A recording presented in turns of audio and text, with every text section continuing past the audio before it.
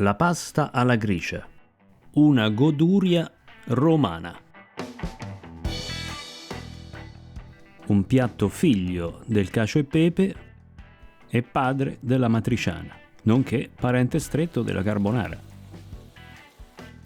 E allora, oggi, qui a piatto, c'è la gricia a tavola.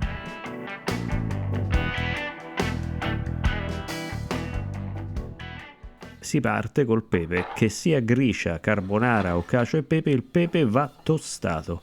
Basta un minutino. E passiamo al guanciale. La metà in peso rispetto alla pasta.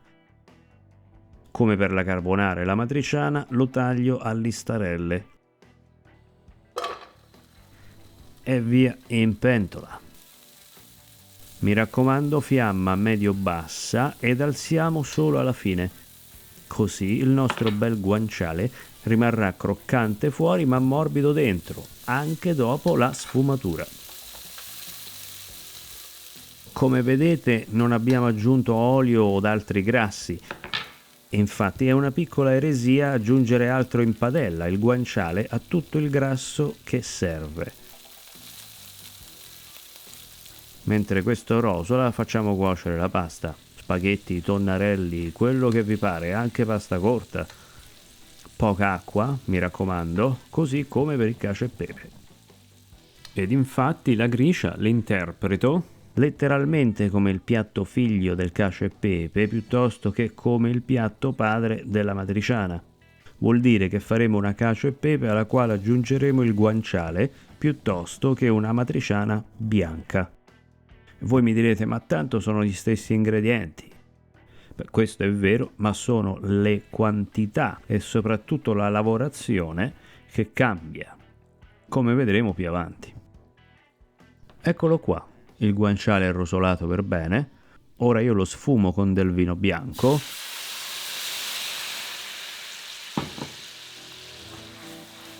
Così come faccio per la matriciana. Ma se non volete il retrogusto del vino potete saltare.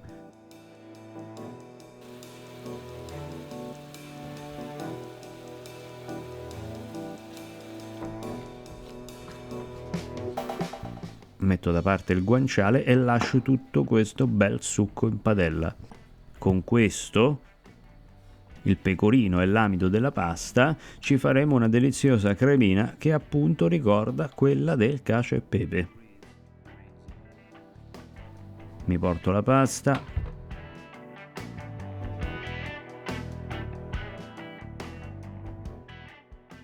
Ecco qui, la pasta è qui. Si è fatta 3/4 di cottura in pentola. Scolo e metto in padella.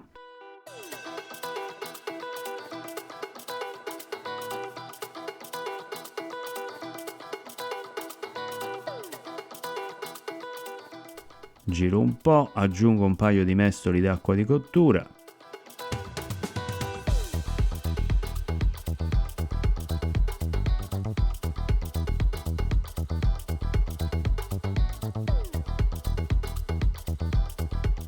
Giro ed inizio a formare questa emulsione tra amidi e grassi.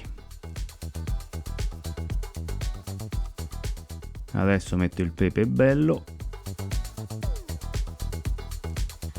ed il nostro guanciale sublime, rimasto croccante anche dopo la sfumatura perché è stato cotto per bene.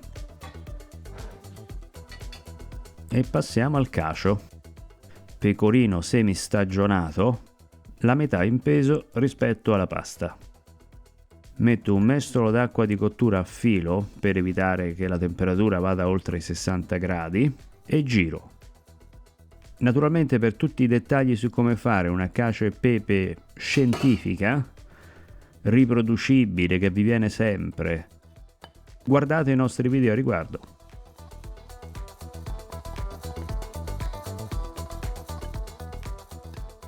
Quando raggiungete questo risultato, sembra quasi una ricotta in consistenza, è pronta.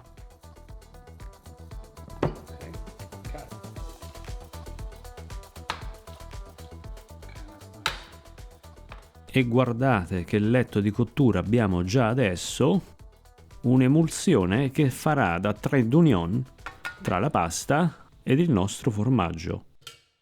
Spengo il fuoco ed incorporo.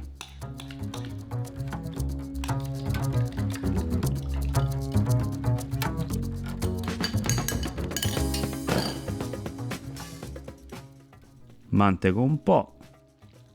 Oh, a proposito, i migliori ristoranti di Roma questi piatti li mantecano a tavola, perché la gricia, il cacio e pepe, la carbonara devono essere cotti e mangiati.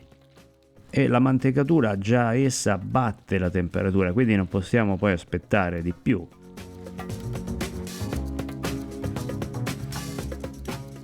E guardate che cremina. No, veramente, venite un po' qui. Venite un po'. Vi faccio vedere di cosa stiamo parlando. Guardate qua. Guardate qua. Ecco perché la gricia la interpreto come una cacio e pepe, perché mi piace questa cremina. Se voi aveste messo il pecorino così com'è sopra il piatto non l'avreste ottenuta.